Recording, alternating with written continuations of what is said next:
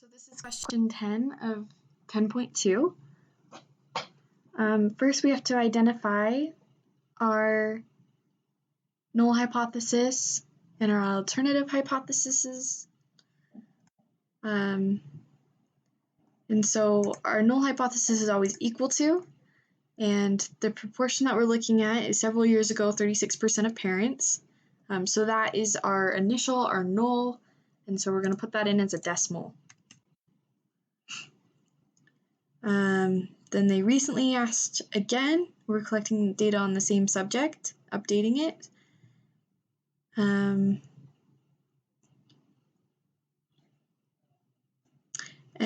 what we're running a test statistic for is whether this evidence changes the parents whether this represents evidence that parents' attitudes towards equality of education have changed.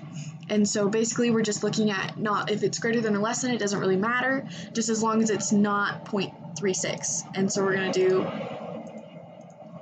0.36 like that. So now we're going to construct, and so it's a proportion with summary. And our successes is, so we're looking at this data that it gave us. So our successes is this 485 out of the 1,145.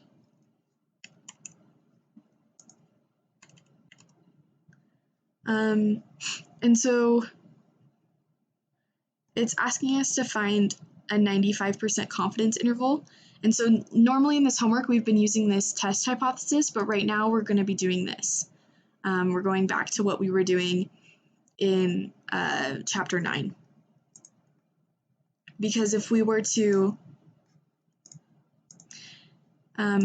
do this test hypothesis and plug it in,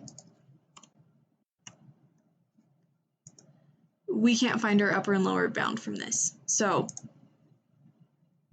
that's why it tells us to do a 95% confidence interval.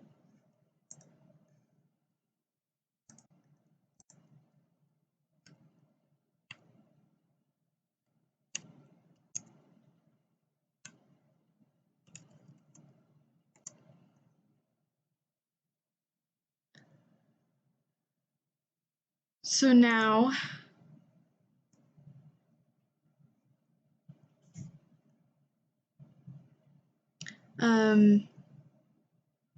so our original test, our null hypothesis is 0.36, and our upper and lower bound from the current data is 0.39 to 0.45, and so 0.36 is not even within range of our two bounds. And so it does not contain, so it's either going to be this one or this one, the proportion stated, so there is sufficient evidence that it has changed. That's because